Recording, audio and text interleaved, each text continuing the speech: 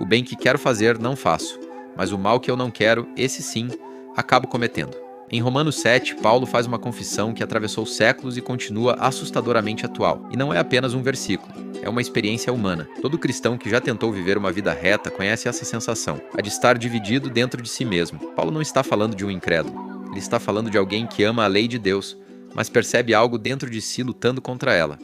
É a famosa guerra interior. Davi já havia percebido isso séculos antes quando disse: "Eis que em iniquidade fui formado, e em pecado me concebeu minha mãe." O problema do homem não começa nas ações, começa na natureza. A filosofia percebeu esse problema muito antes da psicologia tentar explicar. Platão falava da alma como uma carruagem puxada por 2 cavalos, um que puxa para o alto e outro que insiste em arrastar tudo para baixo.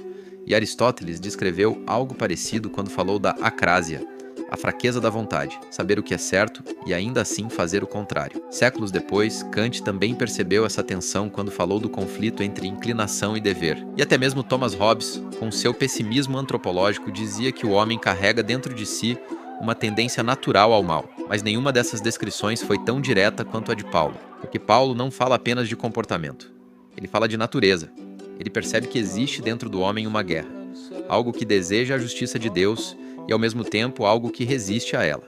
Na psicologia moderna, isso é chamado de dissonância cognitiva, de impulsos contraditórios, mecanismos internos que sabotam aquilo que dizemos querer. Romanos 7 descreve essa frustração, não como teoria, mas como experiência. E talvez seja por isso que esse capítulo seja tão importante para todo cristão, porque ele quebra a ilusão de que a vida cristã é simplesmente uma questão de esforço, de força de vontade. No meio dessa reflexão, Paulo faz uma pergunta que parece sair do fundo da alma: quem me livrará deste corpo de morte?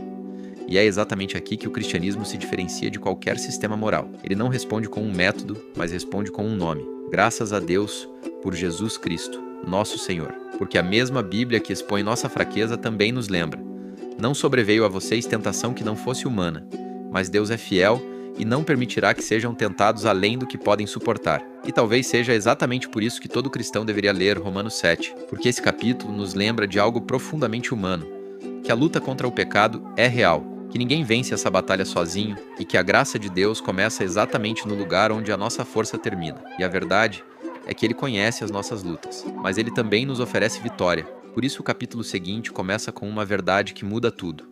Agora, pois, nenhuma condenação há para os que estão em Cristo Jesus. A questão, por fim, é que nós depositemos nossas forças e nossa confiança no Senhor, porque no fim de tudo, Ele segue sendo Deus. O mesmo de ontem é o mesmo de hoje e nunca mudará. Espero que tenham gostado do vídeo e da reflexão breve que trouxe para vocês. Que a graça, o amor e a misericórdia de nosso Senhor Jesus Cristo esteja sempre com vocês. Fiquem com Deus.